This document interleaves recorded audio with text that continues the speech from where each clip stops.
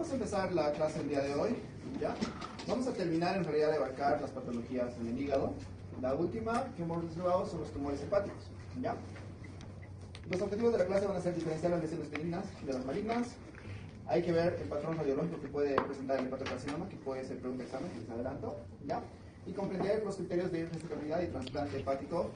Obviamente en nuestro medio no se hace a un trasplante hepático, sin embargo, eso no quita que nosotros no debamos conocer lo que se está haciendo actualmente en el manejo de las patologías, ¿ok? Bueno, imagino que se acuerdan la segmentación de Coinau, que va a ser importante en el manejo de las patologías. ¿Por qué? Porque básicamente nos vamos a basar en esta clasificación para saber en qué segmento está localizado en la patología, en este caso la patología tumoral. Obviamente igual nos sirve para las patologías infecciosas que habíamos visto en los días previos, y siempre debemos tener en cuenta en qué segmento hepático estará localizado, en este caso el tumor, porque de eso va a depender el tipo de abordaje que nosotros podamos tener. Y ahí les he puesto una imagencita de la división de Coinau, que es solamente para recuerdo, ¿no? Ustedes teóricamente ya han avanzado esto, ya tienen conocimiento base en las materias anteriores. Sin embargo, les pongo para que se puedan dar cuenta o digamos, recordar lo que es la clasificación, ¿no? Tenemos, dentro de los tumores hepáticos, tenemos tres grupos importantes. Uno van a ser los benignos, obviamente, todos de esos son masas sólidas. Hemos avanzado los días previos, tumores líquidos, entre comillas, ¿no? O sea, presencia de abscesos, quistes, etcétera, etcétera. Ahora estamos hablando de masas sólidas. Y una de las masas sólidas debería dividirse en benignos y malignos. Los benignos generalmente están dados por los adenomas y la hiperplasia nodular focal, y el hemangioma, que sería el representante de estos, ¿no? Vamos a ver ahorita cuál es el manejo del hemangioma, si debemos tratarlo, no debemos tratarlo, etcétera, etcétera, ¿no? Los tumores malignos primarios, que son el hepatocarcinoma, que generalmente no son frecuentes, pero cuando se presentan, si son primarios, el hepatocarcinoma es algo que debería pensarse sí o sí.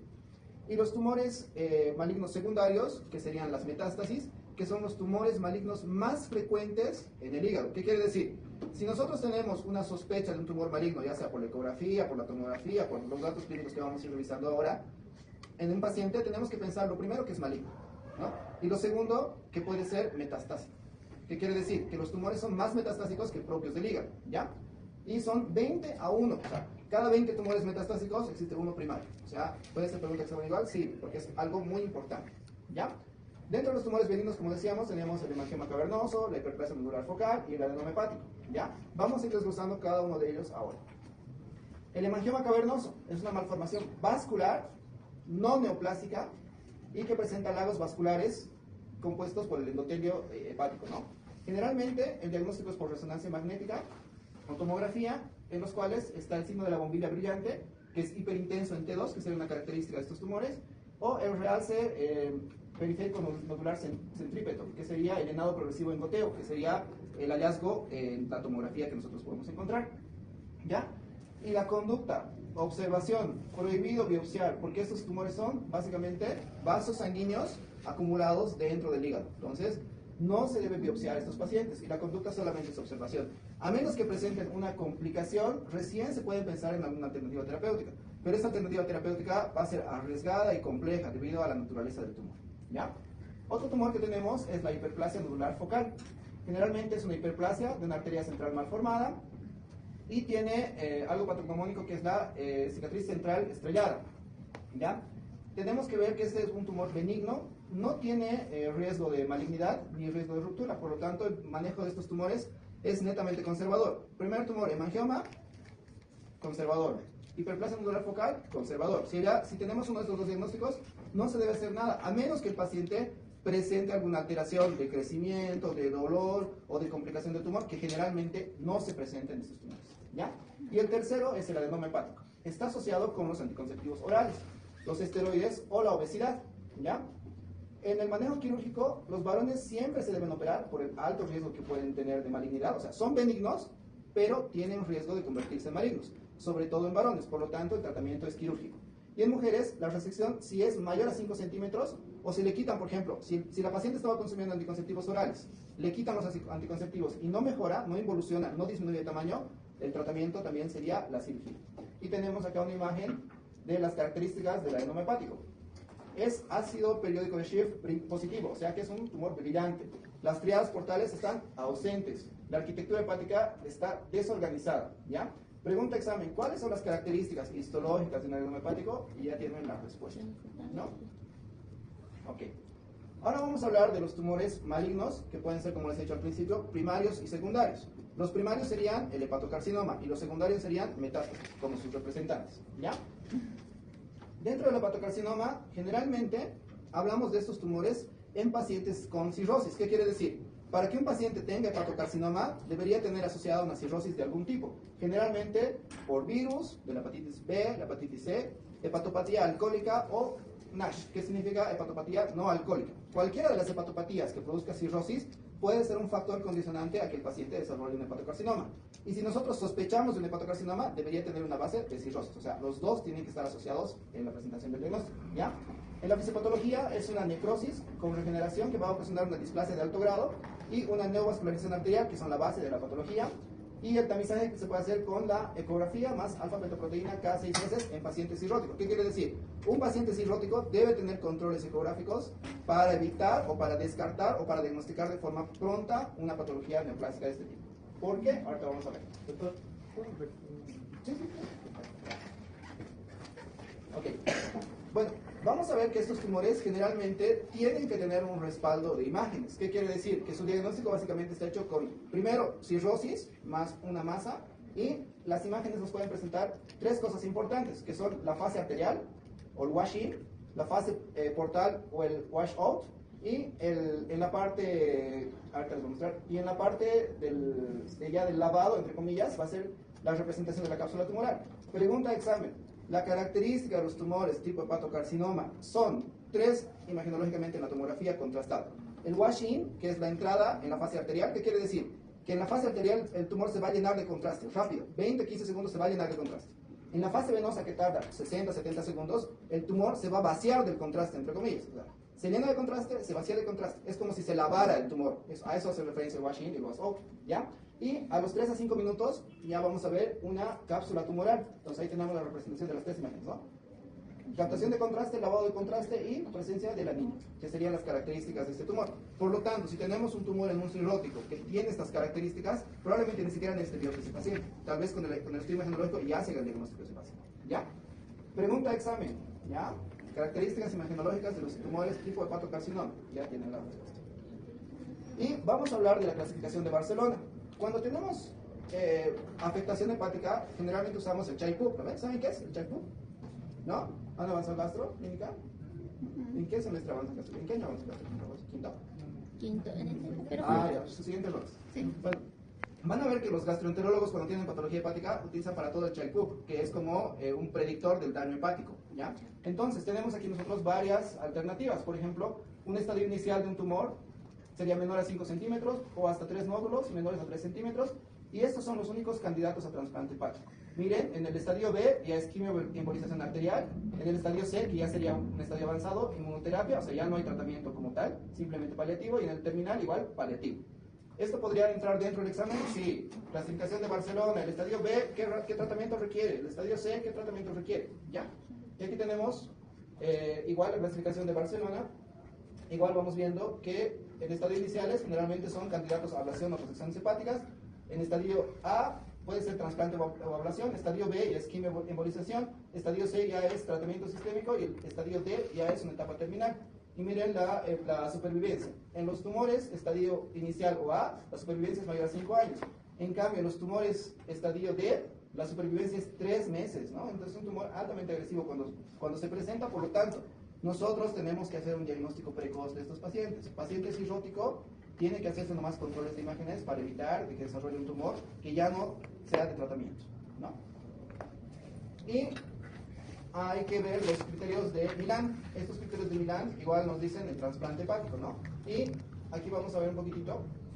Igual, parecido, ¿no? En el estadio 0 o A, trasplante hepático. En el estadio B, quimioembolización. Estadio C, el tratamiento sistémico. Y en el D, ya no tiene tratamiento como tal, sino solamente medidas paliativas. Entonces, ¿puede ser pregunta de examen? Sí, es una posibilidad. ¿Ok?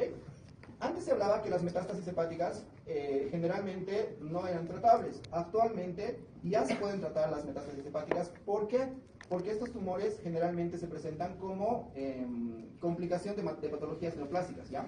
Y tienen vías de diseminación. Por ejemplo, para que haya una metástasis hepática tiene que haber una diseminación portal, por la arteria hepática o linfática. Por tal, generalmente son tumores gastrointestinales. Más común, el colon. Puede ser el recto, el estómago o el páncreas. Por vía de diseminación de la arteria hepática. Pueden ser tumores de mama, de pulmón, melanomas y riñón. Y diseminación linfática. Puede ser por vesícula o estómago. ¿Ya? La vesícula en nuestro medio, a pesar de ser menos frecuente en otros países, en nuestro medio a veces se presenta con gran importancia. ¿Qué quiere decir? Los pacientes que tienen litiasis vesicular, no se han hecho tratar, han desarrollado una neoplasia vesicular, generalmente cuando llegan a la consulta ya llegan con metástasis hepática y probablemente ya no sean candidatos a tratamiento quirúrgico. Entonces, cosa muy importante. Si bien en otros países no es tan frecuente, en nuestro país aumenta la frecuencia debido a que nosotros tenemos bastante incidencia de patología vesicular, o sea, de litiasis vesicular. ¿Ya? Y así podríamos ver una imagen de un hígado metastásico, lleno de metástasis, ¿no? Ahora, en el tratamiento actual, pues tenemos que ver que hay tumores o metástasis resecables, potencialmente resecables e irresecables. Vamos a ver cada una de ellas. Las resecables podrían presentar un tratamiento curativo. ¿Y en quiénes son? Se pueden resecar, ¿ya? Y la estrategia sería una cirugía, podría ser una hepatectomía, más quimioterapia perioperatoria. Estos tumores generalmente son pequeños y pueden resecarse. Tenemos los tumores potencialmente resecables. Son tumores que de inicio no eran resecables, o sea, metástasis hepáticas que no eran resecables, pero le podemos hacer quimioterapia. Con la quimioterapia pueden disminuir el tamaño y pueden ver si se operan o no. O sea, es una alternativa, ¿ya? Y los irresecables, pues ya no tienen, digamos, condiciones para ser sometidos a una cirugía. Antes, un paciente, por ejemplo, con una patología de colon, un tumor de colon con metástasis hepática, decían ya es una etapa terminal. Actualmente ya no, ha cambiado ese panorama. ¿Por qué? Porque se puede hacer una cirugía de colon y se podría hacer una cirugía de metástasis hepática si es que cumple las condiciones del paciente, ¿ya? En otros países, en Argentina, por ejemplo, hay lo que se llama cirugía percutánea. Hay un cirujano que ha, entre comillas, fundado la cirugía percutánea, que es otro tipo de cirugías, y lo que hace es, mediante catéteres, introduce catéteres por vía tomográfica o ecográfica, hace punciones a los tumores y está haciendo la prueba con varias soluciones, que esas soluciones podrían ser el tratamiento de esas metástasis, ¿ya? Y en realidad tiene buenas respuestas ese doctor, es del IRCAT, ¿ya? Los que quieran ser cirujanos podrían hacer cirugía percutánea, por ejemplo, ahí serían capísimos, ¿ya? Pero obviamente no se necesita tampoco muchas cosas, porque necesitas tomografía o ecografía, más catéteres y obviamente experiencia. Es algo que es innovador y por lo tanto permite tratar a los pacientes que no eran tratables antes y ahora pueden ser tratables, ¿ya? Ahora, lo que decía, ¿no? Antes se decía que las metástasis hepáticas ya no eran tratables, ¿no? Actualmente se dice que ya no importa el número de metástasis. Antes decían máximo 3, ya podemos. Ahora ya no se ve eso, pero sí se ven algunas condiciones. Que tiene que haber una preservación vascular, tiene que haber una preservación de la vía biliar y debe quedar al menos un sector funcional. O sea, ¿qué quiere decir? Que tiene que haber un remanente hepático funcional. Por ejemplo, si tenemos metástasis hepáticas en el lóbulo derecho, podemos hacer una hepatectomía derecha. El hígado izquierdo podría ser residual y podría compensar, ¿no ve? En algunos otros países hacen donación de hígado, ¿no ve? Le sacan parte del hígado y ese hígado vuelve a crecer teóricamente. Entonces el hígado sí es un segmento noble del cuerpo que se puede regenerar, pero obviamente tiene sus límites, ¿ya? Otra patología que vamos a ver es el colangiocarcinoma intrahepático, ¿ya? Generalmente no se asocia a cirrosis, presenta un marcador CA19-9 positivo y hay que ver las características quirúrgicas. Por ejemplo, ¿ya? Generalmente son masas hipovasculares. Una característica de esta patología es que produce retracción de la cápsula hepática. Si se dan cuenta, el hígado está como retraído. ¿Se acuerdan de los tumores de mama que producen retracción de la piel? ¿Sí? ¿No? ¿Nunca han visto un tumor de mama con retracción de la piel? Sí, es común. Entonces, estos pueden provocar retracción. Por ejemplo, este está provocando una retracción a este nivel. Imagínense, en este otro paciente, tiene múltiples tumores, pero ninguno causa retracción hepática, ¿no? El hígado está conservado. Y en este caso, una masa no tan grande, entre comillas, y ya está ocasionando retracción hepática. Característica del colangiocarcinoma intrahepático, ¿ya? Ahora, vamos a ver las consideraciones quirúrgicas, ¿ya? Cuando nosotros evaluamos la reserva funcional, o sea, si digamos vamos a hacer una cirugía de un tumor hepático, tenemos que ver cuánto de hígado sano puede quedar. Por lo tanto, nosotros hacemos las valoraciones con el Child-Pugh, ¿ya? Los pacientes con Child-Pugh A podrían ser candidatos a cirugía y lo contrastado, un paciente con Child-Pugh C es una contraindicación absoluta. ¿Qué quiere decir? Que ese hígado, a pesar de que haya una reserva funcional, entre comillas, si ustedes le sacan en un Child-Pugh C, que ese hígado es cirrótico, no va a servir ese hígado, por lo tanto en vano van a hacer la cirugía y el paciente no va a salir de esa cirugía. En cambio, si es un Child-Pugh A que tiene una lesión hepática, pero no es tan importante, que no está provocando tantas manifestaciones, podría salir, ¿ya? Otra consideración quirúrgica importante es la maniobra de Pringle. Cuando nosotros hacemos o pensamos hacer una resección hepática, ¿se acuerdan de anatomía y cuando veían las piezas anatómicas del hígado? ¿Cómo era el hígado? ¿Qué características tiene? ¿Se acuerdan? ¿Cómo es el hígado? ¿En consistencia? ¿El tejido cómo es? ¿Se acuerdan? No. Nunca han comido hígado, en otras palabras está allá. Si no han visto en anatomía. ¿Cómo es el hígado? ¿Qué características tendría? A ver. ¿De mi grupo alguien? Como goma, parece Ya. Ya. Por ejemplo, la carnecita, o sea, los musculitos son duritos, ¿no? El hígado tiende a aplastarse, es una estructura delicada. Y además está muy bien vascularizada, por lo tanto, si nosotros queremos hacer una resección de metástasis hepática, una resección segmentaria, etcétera, etcétera, nosotros tenemos que hacer una maniobra de Pringle. La maniobra de Pringle es esta, ¿no? Tenemos que ligar el vesículo hepático para tratar de disminuir o para disminuir el flujo sanguíneo. ¿Cuánto tiempo se puede hacer? 15 a 20 minutos máximo. Entonces, si nosotros estamos operando una resección hepática, ¿no?, por una metástasis, podemos hacer la maniobra de Pringle, cauterizar ese hígado que estamos cortando, o sea, que estamos seccionando, y tenemos que hacerlo en 15 a 20 minutos. ¿Podemos darle un tiempo de revascularización y volver a hacer la maniobra? Sí, pero no puede pasarse de 15 a 20 minutos, ¿ya? Sin revascularización. Otra consideración importante en las complicaciones postoperatorias es la insuficiencia hepática post-apatectomía. O sea, si no le hemos evaluado bien al paciente, no le hemos valorado, no le hemos hecho una escala de Child-Pugh, no le hemos visto cuánto de hígado va a quedar, entonces nosotros podemos enfrentarnos a que el paciente va a tener una insuficiencia hepática post-hepatectomía, que sería una de las complicaciones más graves. ¿Ya? Hay que ver a los pacientes como estamos involucrando tejido hepático, y como todos los tejidos hepáticos, o como todo el hígado tiene tanto vascularización como tanto como parte de la vía biliar, entonces podría haber salida de bilis, sí. En esos pacientes pues hay que ver de hacer un controlcito. Las fístulas biliares generalmente se cierran poco a poco. Y las colecciones intraabdominales, que podrían ser abscesos secundarios al procedimiento quirúrgico, son cosas que también se pueden mejorar y tratar mediante drenaje percutáneo. ¿Ya? La cirugía de mínima invasión, pues sería la laparoscopía hepática, ¿ya? Que sería el estándar de oro para tumores en segmentos anteriores, que cumplan las características de ser operables y que tengan una buena capacidad funcional o residual del hígado, ¿ya? Los beneficios de esta laparoscopía van a ser que son menos dolor, menor estancia hospitalaria, menor pérdida hemática, pero la condición es de que el cirujano tenga experiencia quirúrgica, ¿no? Mientras más experiencia quirúrgica tenga, mejores resultados van a tener. ¿Ya? En nuestro medio hay algunos que hacen hepatectomías abiertas, sí. Hepatectomías laparoscópicas no hay mucho, porque no hay cirujanos entrenados solamente en eso. Probablemente en el nuevo gastro que abran ya van a haber algunos cirujanos específicos para algunas cosas, pero al momento no hay todavía, ¿ya? Y obviamente la robótica podría ayudarnos, pero uno, no hay en nuestro medio, y dos, sí podría ser la cirugía más fácil, ¿ya? Como conclusiones, el hepatocarcinoma es una de las complicaciones de la cirrosis. ¿El hacer un cribado adecuado con seguimiento del paciente puede salvar vidas? Sí.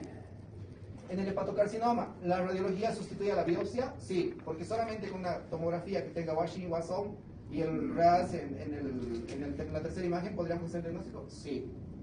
La cirugía hepática es moderna y es segura gracias al control vascular y la volumetría, ¿ya? Y el manejo es exitoso siempre que es multidisciplinario, ¿ya? Nosotros no podemos solamente como cirujanos hacer todo, tenemos que tener un gastroenterólogo, un nutricionista, un cirujano vascular que pueda apoyarnos, entonces un equipo multidisciplinario. Si nosotros no hacemos eso, el paciente no va a tener eso, ¿ya? La fotito de siempre, la imagen de la emergencia del hospital de clínicas. ¿Ya, chicos? Entonces, con eso vamos a concluir.